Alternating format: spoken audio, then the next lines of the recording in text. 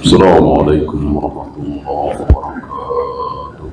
وعليكم السلام.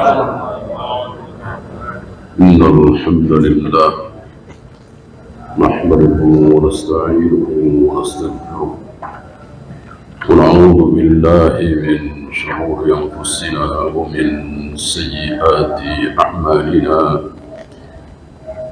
من يهده الله فلا مضل له ومن يضلل فلا هادي له.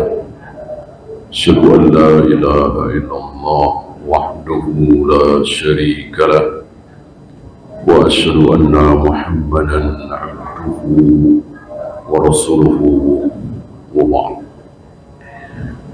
أيها الإخوة, antum tahu berapa jumlah sahabat?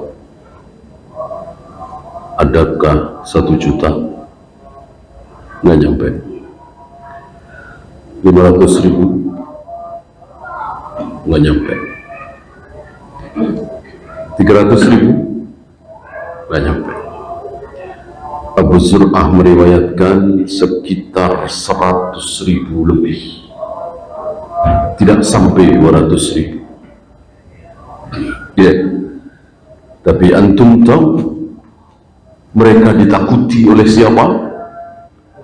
2 superpower dunia hari itu, Romawi dan Parsi. Antum yang baca sejarah tentu tahu bagaimana kehebatan tentara Romawi. Gemetar mendengar nama seperti Amr bin As, Khalid bin Walid, apalagi Umar bin Khattab, Abu Bakar. Padahal jumlah mereka sekitar 100.000 lebih dikit. Musuh-musuh para sahabat, orang-orang kafir, entah sudah berapa ratus juta. Ya. Bandingkan dengan kita. Berapa jumlah kaum muslimin hari ini di muka bumi? Saya kira 2 miliar ada, mungkin lebih. Dari mulai Indonesia, Malaysia, Mesir, Saudi, Brunei, Yaman, Irak, Mesir, menghadapi mungkin 12 atau 13 juta Yahudi di Palestina. Tidak mampu. Ya, bahkan 1974 cuman 6 hari kan, kalau nggak salah. Perang itu cuma 6 hari, dikeroyok dari sana sini. Yahudi menang. Ya. Pertanyaan besar, kenapa ini? Bukankah penguasa jagat raya alam semesta di zaman sahabat dengan hari ini sama-sama Allah Rabbul Alamin? Kenapa Allah pilih kasih kaum muslim? Bukankah sahabat kaum muslimin, kita juga kaum muslimin? Kenapa para sahabat begitu cepat ditolong oleh Allah? Kenapa musuh-musuh para sahabat begitu direndahkan oleh Allah serendah-rendahnya? Sementara kita sebaliknya, musuh-musuh Islam diangkat oleh Allah setinggi-tingginya hari ini. Antum kira yang bikin Jepang, Amerika, Eropa maju, jaya, canggih, menang, yang bikin siapa? Ya Allah. Masa antum mau jawab, oh kalau itu iblis yang bikin, kalau Islam yang menang, yang bikin Allah? Syirikin. La haula wa la quwwata illa billah. Tidak ada daya, tidak ada kekuatan kecuali Allah, atas izin Allah. Maka Eropa maju, Jepang hebat, Amerika kuat, yang bikin Allah. Sementara kaum muslimin lemah, miskin, terjajah, hina, perang saudara masing-masing. Bagaimana di Syria, di Afgan, di Mesir, mungkin juga termasuk di negeri kita. Yang bikin siapa? Ya siapa lagi kalau bukan Allah?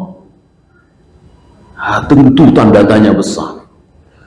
Kenapa sama-sama muslim, para sahabat ditolong setolong-tolongnya?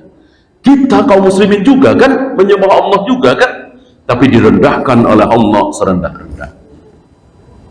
Kenapa ini? Nah, waktu yang tidak lama ini insya Allah kita akan bahas pertanyaan ini. Kenapa kira-kira? Ya. Jawabannya sudah ada. Maka nggak usah kita ngarang.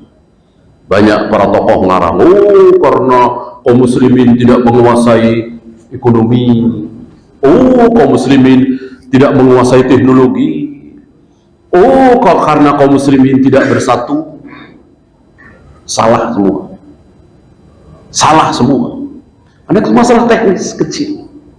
Intinya Allah mau apa enggak menolong kaum muslimin, kan gitu. Seandainya Allah mau tolong kaum muslimin hari ini, nggak usah nunggu tahun depan, bahkan nggak usah nunggu bulan depan, mungkin besok pagi Amerika hancur, Jepang habis, Eropa hancur, kaum muslimin ditinggikan oleh Allah besok pagi. Bisa nggak kira-kira? Cil bagi Allah. Allah nggak mau. Allah nggak mau. Kenapa Allah nggak mau? Nah, ini yang kita bahas. Kenapa Allah nggak mau? Bukankah orang Eropa nggak ada yang sujud, nggak ada yang mentauhidkan Allah, boro-boro mandi junub aja nggak pernah. Itulah orang-orang Eropa, orang-orang Amerika, orang-orang Jepang. Boro-boro rukuk sujud, azan pakai speaker luar saja kan nggak boleh.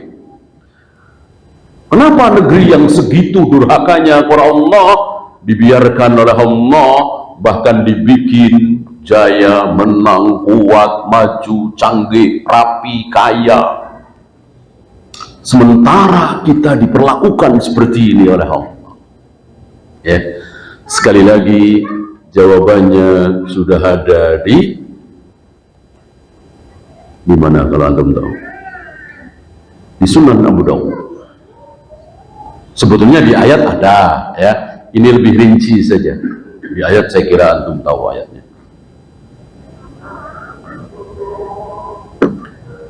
Intan surullah, teruskan. Intan surullah yansurkum. Allah pasti akan menolong kalian, pasti. Kalau kalian mau menolong agama Allah. Gimana Allah mau tolong kita? Kita sendiri nggak mau menolong agama Allah. Jangankan berjihad, menegakkan kalimat Allah, menolong agama yang ada di diri kita. Ya, dengar azan ke masjid, berat bagi kita. Ya, hampir setiap hari subuh kesiangan. Baca Al-Quran sudah jarang. Ya, bermain judi, asuransi, riba. Belum yang syirik, yang bid'ah. Itu di diri kita. Yang main dukun, yang main jimat, yang percaya dengan segala pengasihan, pelet, segala macam penglaris. Gimana Allah mau tolong? Kitanya sendiri tidak mau menolong agama Allah yang ada di diri kita. Menolong agama Allah dimulai dari diri kita. Sholat, puasa, zakat, haji. Jauhkan diri sejauh-jauhnya dari khamr, zina, judi, berbohong, korupsi. Ini pun jauh dari kita. Bagaimana Allah mau tolong kaum muslimin? Sementara bagaimana Allah nggak tolong para sahabat? Sahabat ini luar biasa. Ya. Begitu turun Al-Ahzab 59, An-Nur 31, perintah untuk memakai jilbab, menutup aurat. Itu wanita-wanita Ansor langsung menurunkan hordeng-hordeng. Kalau bikin jilbab kan kelamaan, pakai hordeng, diturunkan. Nggak ada hordeng lagi, dipakai hijab. Ini sahabat luar biasa, mereka sami'na wa ata'na. Begitu Allah turunkan haramnya khamr, rijsum min amali syaitan. Mulai hari ini khamr itu najis, perbuatan setan. Langsung mereka keluarkan simpanan-simpanan khamr, mereka tumpahkan ke jalanan. Padahal sebelumnya mereka luar biasa. Sepertinya hanya 4 sahabat yang belum pernah minum khamr. Selebihnya kita tahu bagaimana Abu Talha, bagaimana Hamzah minum khamr luar biasa. Mabuk itu hal yang biasa, masih halal waktu itu ya. Belum turun ayat tadi, rijum min amalis syaitan fajtanibu. Begitu turun ayat ini ayat ketiga ya. Ayat pertama kan masih belum haram, ayat kedua juga masih belum haram, ini ayat ketiga tentang khamr. Langsung mereka keluarkan simpanan-simpanan khamr mereka tuangkan ke jalanan dengan mengatakan, intahaina ya Allah, intahaina ya Rasulullah, cukup sampai di sini ya Allah, cukup sampai di sini ya Rasulullah. Cepat sekali taat. Antum dengar riba haram tahun berapa? Antum dengar asuransi haram tahun berapa? Antum tahu jual beli dengan 2 harga haram tahun berapa? Lihat kita ya, 2009 udah tahu kerja di bank itu haram, riba. Sekarang baru keluar, alhamdulillah ada kesempatan keluar, masih hidup ya. Tidak meninggal ketika kerja di perusahaan ribawi ya. Ya, saya bacakan,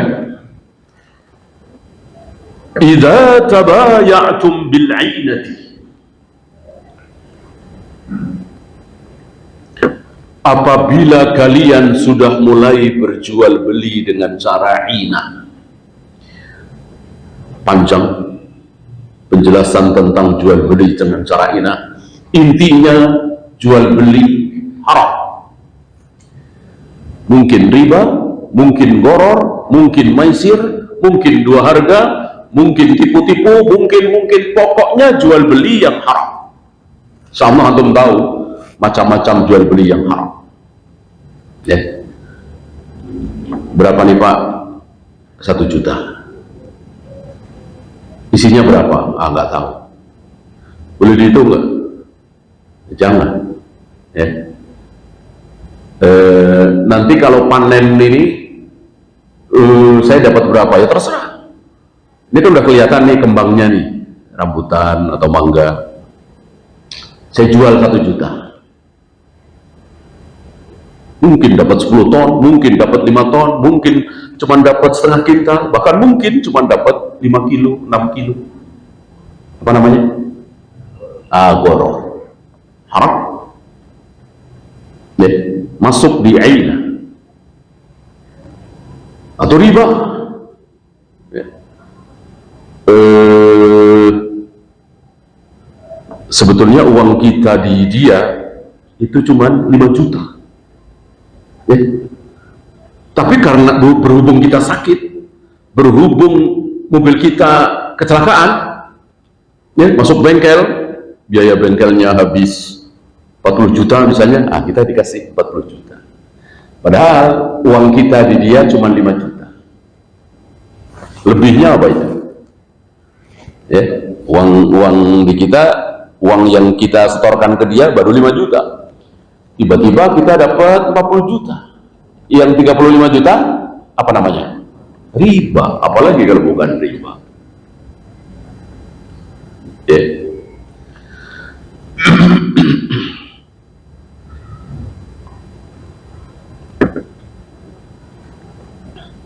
Ini yang pertama ya. Tidak usah kita panjang lebarkan.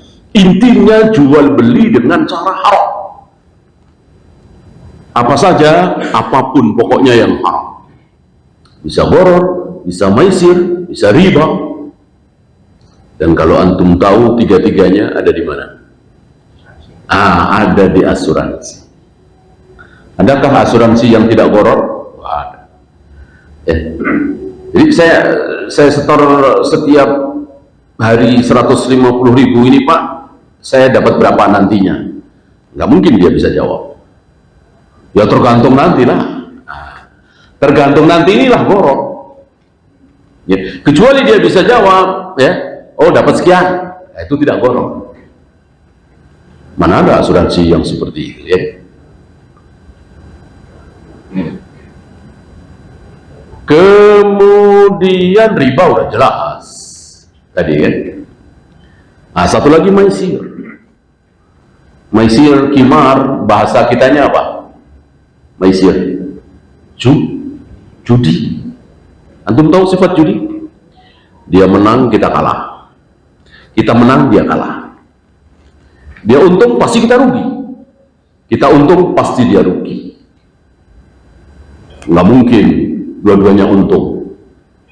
Kalau dua-duanya untung itu jual beli. Yang beli untung dapat barang yang dia inginkan, walaupun mungkin agak mahal, tapi dia puas. Yang jual untung dapat uang yang dia inginkan, itulah jual beli. Kalau asuransi tidak mungkin.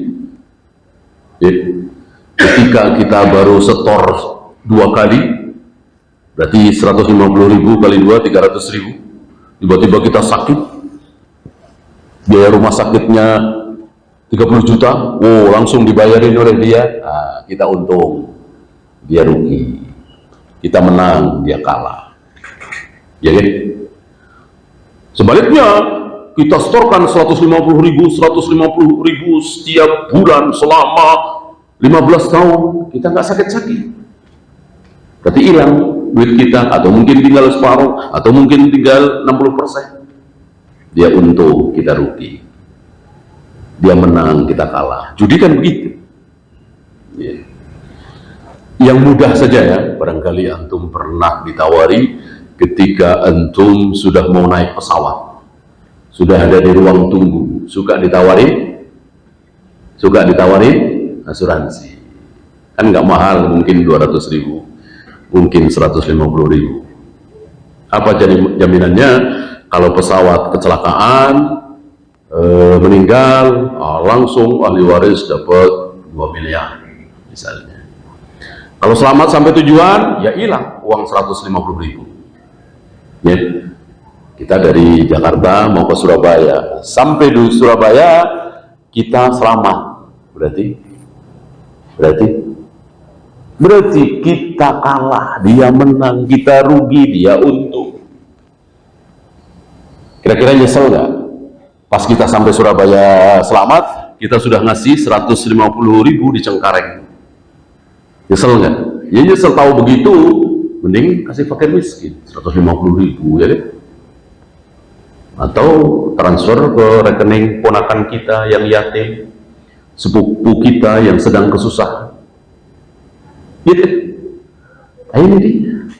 Sebaliknya, ketika pesawat itu meledak di udara, kecelakaan, kita mati, ahli waris kita dapat 2 miliar misalnya. Ahli waris kita yang menang, dia kalah. Ahli waris kita yang untung, dia rugi. Begitulah judi. Ya. Ini yang pertama. Ya.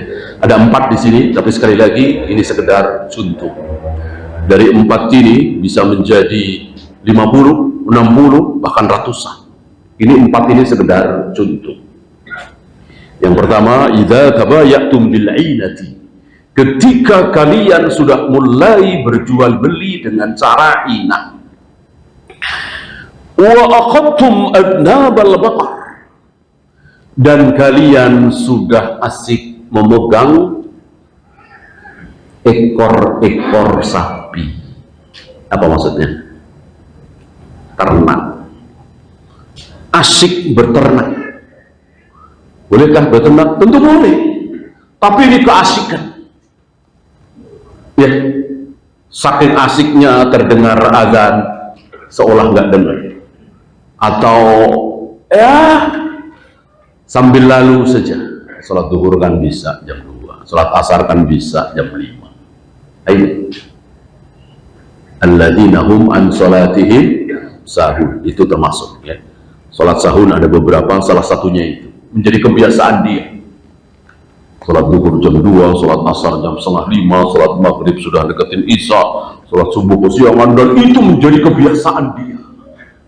Sahur, yang sholatnya sahur terancam apa? Fawailul lil musallin. Sholat tapi terancam neraka. Waliyadzubillah.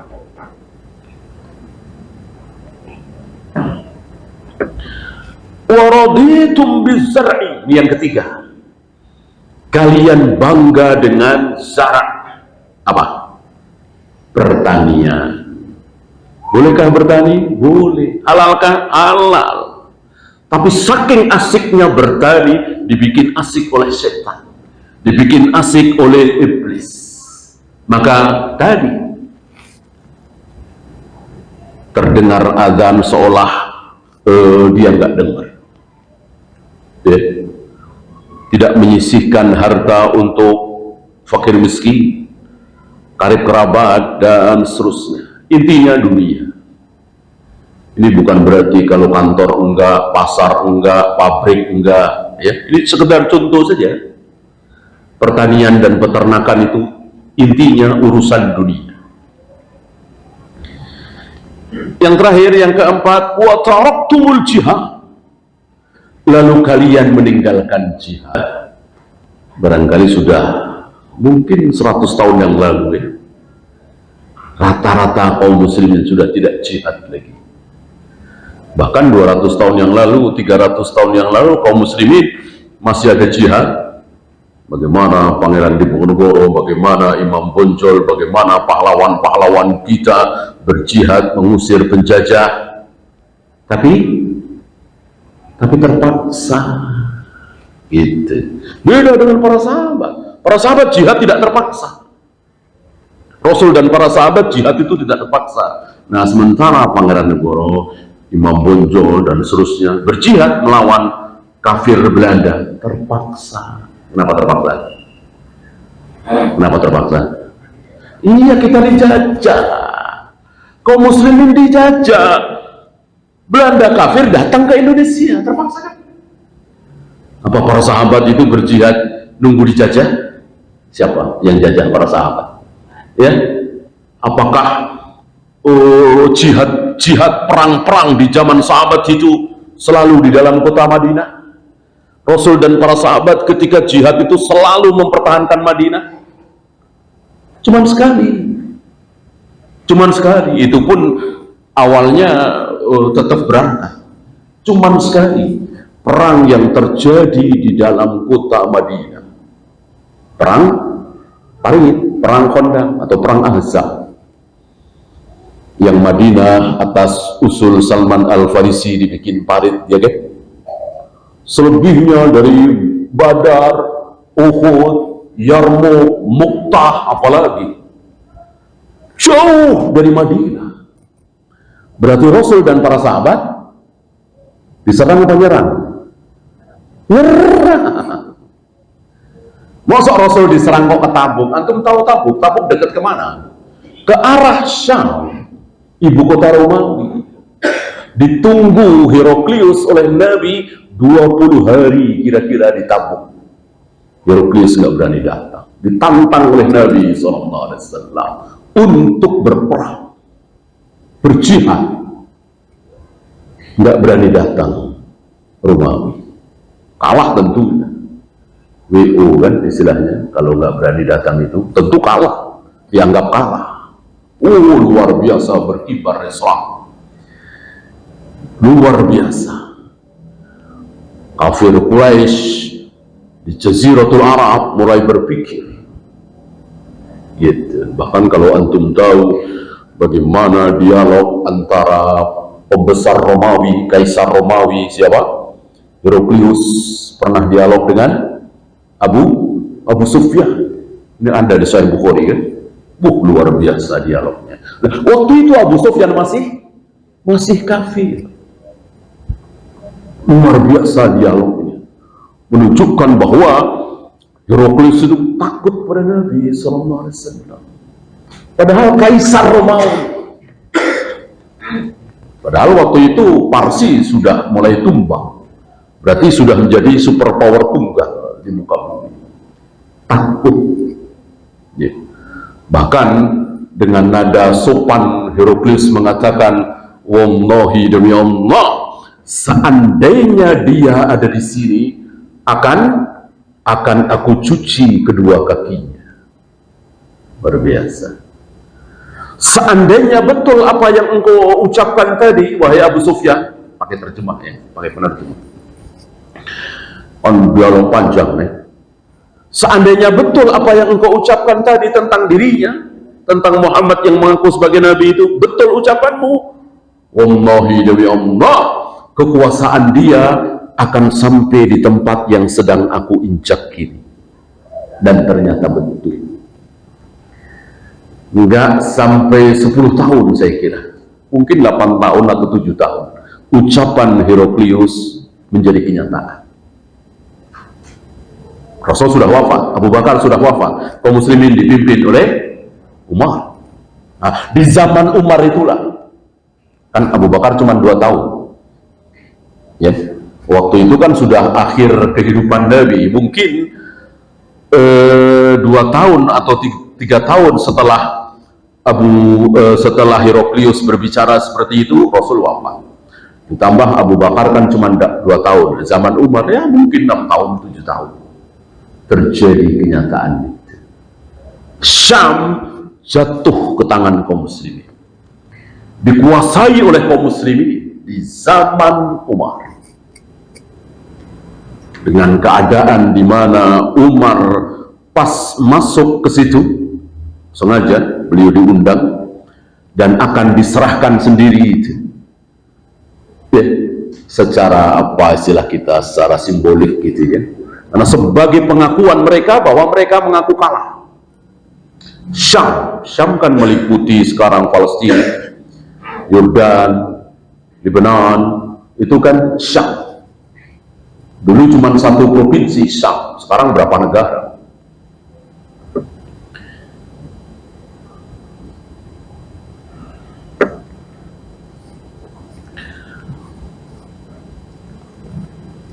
Baju Umar ada beberapa tambalan. Kita tahulah siapa Umar ya, seorang pemimpin yang tidak peduli dengan penampilan ya. Abu Ubaidah bin Jarrah yang menyambutkan sudah datang duluan, pasukan kaum muslimin sudah datang duluan. Umar belakangan setelah dinyatakan kalah Romawi di Syam. Abu Ubaidah bin Jarrah menyarankan, ya Amirul Mukminin, alangkah baiknya kalau Anda ganti baju dulu, karena yang akan menyambut Anda ini luar biasa, para batrik, yang pembesar-pembesar Romawi. Marah Umar ya, seandainya bukan engkau yang mengucapkan itu, aku tampar. Umar marah, diberi usulan seperti itu. Engkau harus ingat, Allah angkat kita karena apa? Karena kita taat kepada Allah. Kita sami'na wa ata'na terhadap qala Allah wa qala Rasul. Setelah itu Allah angkat kita, maka haram bagi kita untuk merasa besar, merasa hebat dengan sekedar pakaian, kendaraan. Kita harus merasa besar dengan apa? Dengan kita taat kepada Allah dan Rasul. Jadi kalau ingin menang melawan musuh, jangan maksiat. Jangan maksiat. Umar pernah bersumpah ketika mau mengirim pasukan di bawah kepemimpinan Sa'ad bin Abi Waqqas dalam perang Qadisiyah. Wallahi, kemaksiatan kalian lebih aku takutkan daripada 100 pasukan musuh yang berkuda. Aku nggak takut. Ada musuh hari itu 100 pasukan berkuda luar biasa. Aku nggak takut. Yang aku takuti kalian bermaksiat. Kalau udah mulai menyelipkan sholat, apalagi sampai minum khamr, sampai berzina, sampai berjudi, jangan harap Allah akan berikan kemenangan. Sekarang terbukti. Gimana Allah mau berikan kemenangan kepada kaum muslimin, sementara kaum muslimin seperti ini, masjid-masjid kosong. Siapa yang berzina, yang jadi pelacur, yang korupsi di negeri kita inilah. Kita ambil contoh negeri kita ini, yang korupsi, yang pelacur, yang jadi germo, yang mencuri, yang jualan sekilo padahal cuma 9 on, 8 on. Mayoritas siapa? Kita kaum muslimin, ya kan? Mayoritas kita kaum muslim. Nah, maka jangan salahkan Allah. Jangan ngiri kepada para sahabat. Kalau para sahabat luar biasa ditolong oleh Allah, sementara kita dibiarkan seperti ini. Jangan terus kita menyalahkan, oh ini salah pemimpin nih, oh salah pemimpin. Jangan. Salah kita. Kenapa kita bermaksiat? Kenapa kita tidak taat? Kenapa kita berbuat bid'ah? Kenapa kita berbuat syirik? Ini yang terbesar. Jangan haraplah kalau sudah syirik. Kalau kuburan-kuburan sudah rame dikunjungin orang, bagaimana kuburan dikunjungi? Ya mending kalau kuburan terdekat kunjungi agar kita ingat mati. Ini yang cowok-cowok. Padahal berziarah kubur termasuk ibadah. Ibadah tidak boleh dengan safar, kecuali menuju 3 masjid. La tushaddur rihal illa ila thalathati masajid. Sahih Bukhari. Tidak boleh disiapkan perjalanan ibadah kecuali menuju 3 masjid ini. Di luar 3 masjid ini tidak boleh kita kunjungi, niatnya ibadah. Niat jalan-jalan malah boleh, niat bisnis boleh, niat dagang, niat sekolah boleh, niat sholat nggak boleh. Saya mau sholat di Masjid Istiqlal, padahal rumahnya di Aceh, nggak boleh. Saya mau iktikaf di Surabaya, padahal rumahnya Jakarta, nggak boleh. Yang boleh 3 masjid ini. Saya akan sholat di Masjidil Aqsa, boleh. Saya akan iktikaf di Masjid Nabawi.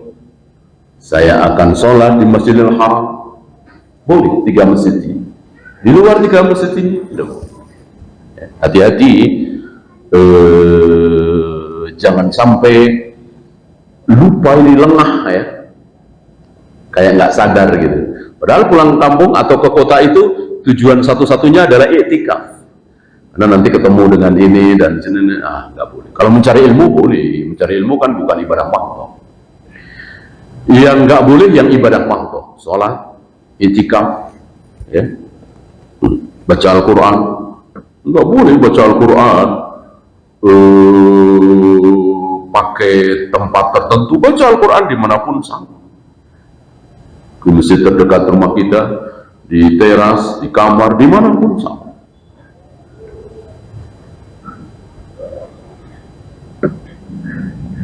Nah, jika kalian sudah melakukan 4 hal tadi, tapi sekali lagi 4 ini bisa jadi 10, bisa jadi 20, bisa jadi ratusan. Ini sekedar contoh. Sallatallahu alaikum dhullan. Allah akan timpakan kehinaan kepada kalian. Ya. Nggak mungkin Allah ingkar janji, nggak mungkin Allah lupa dengan janjinya, lupa dengan sunnahnya. Ini bagian dari sunnatullah, aturan Allah. Pasti. Ya. Dan sedang kita saksikan kebenaran sabda Nabi. Mana coba negeri-negeri muslim yang penuh dengan syirik, penuh dengan bid'ah, maksiat, nggak mungkin makmur, maju, jaya.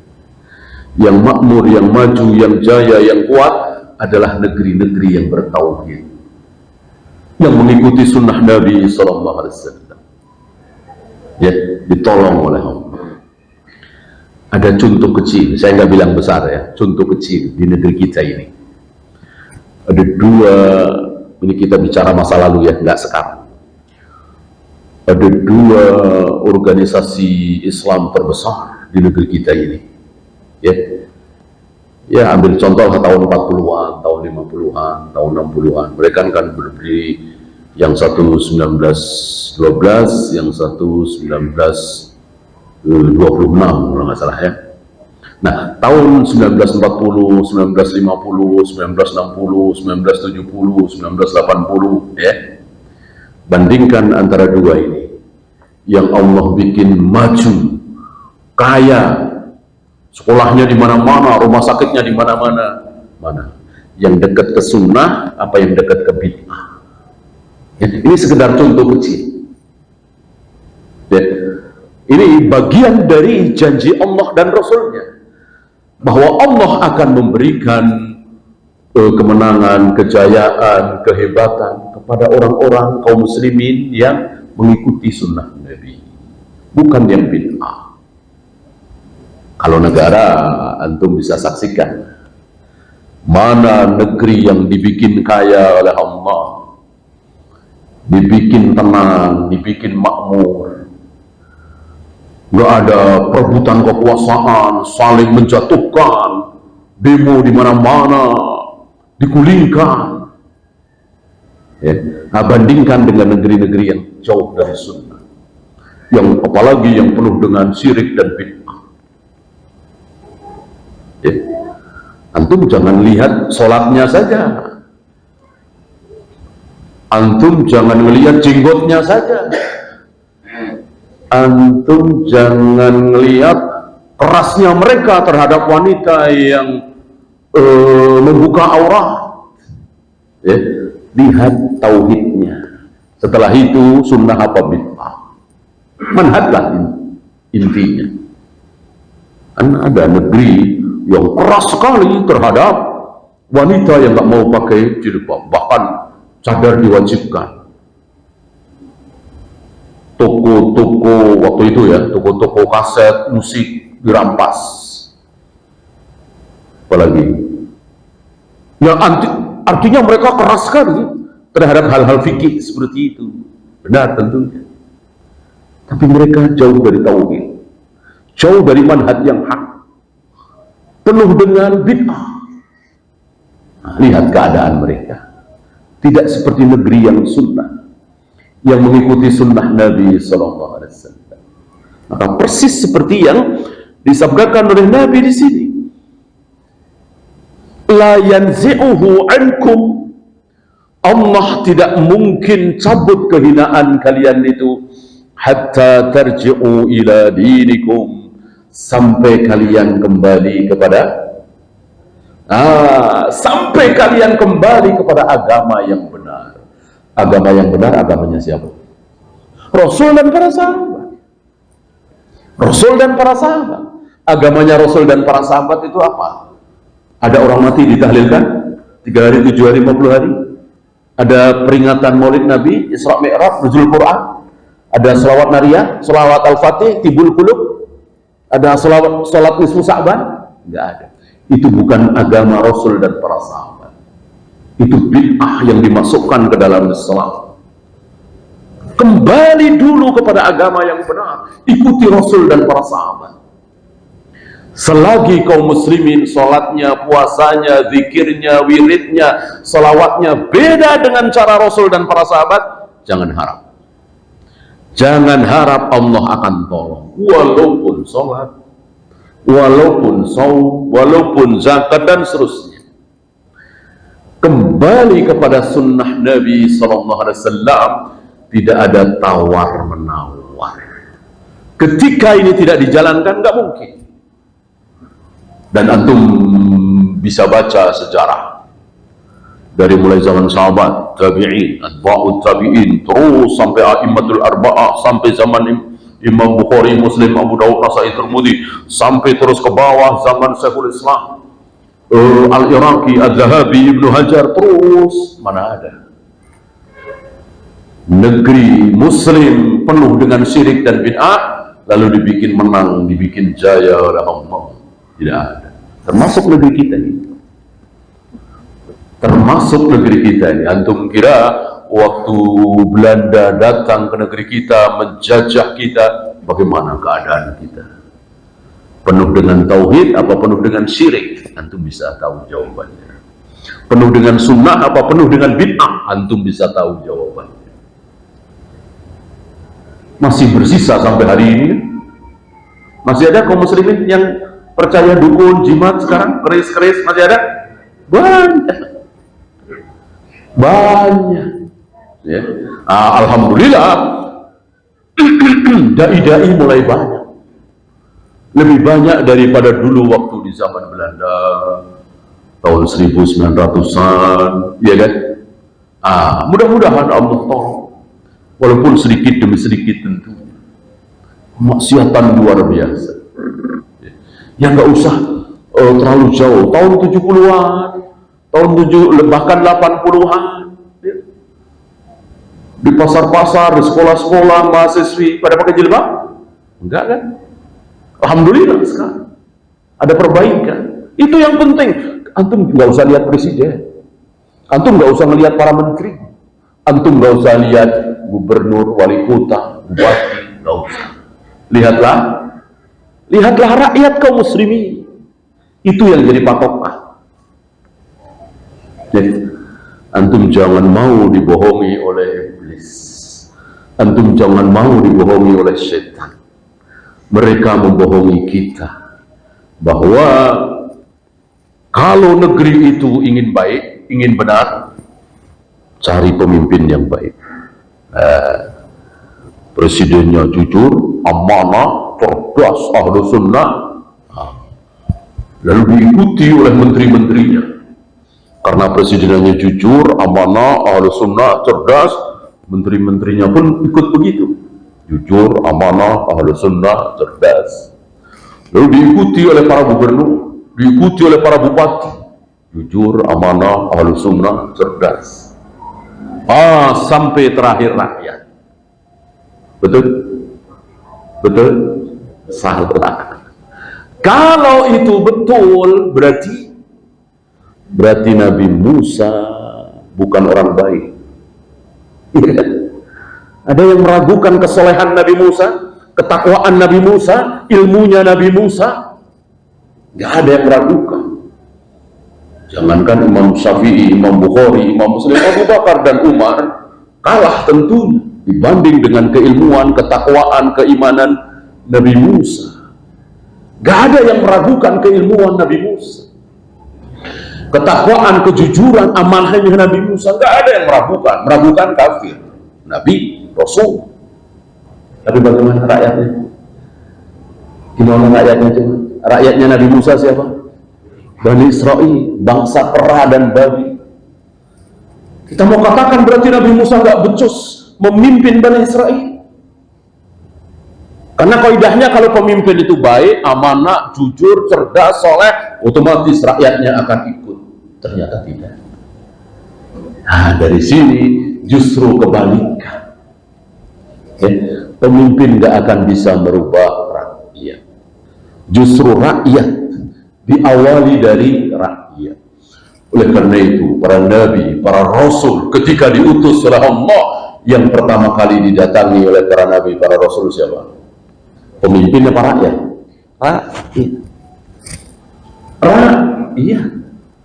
Bahkan ketika Nabi tergoda, mau tergoda, ingin ingin memberi waktu khusus kepada pembesar-pembesar Quraisy, yang miskin-miskin kan sudah nih, ada Ibnu Mas'ud, ada Ammar bin Yasir, ada Yasir, ada Sumayyah, ada Khabbab bin Arad, ada Bilal. Ini para budak, orang-orang miskin. Nah, lalu beliau bagaimana yang kaya, yang pembesar-pembesar supaya dapat hidayah juga. Maka ketika beliau diminta waktu secara khusus oleh pembesar Quraisy, jangan campurkan dengan orang-orang miskin itu, Allah nggak terima. Allah tegur beliau.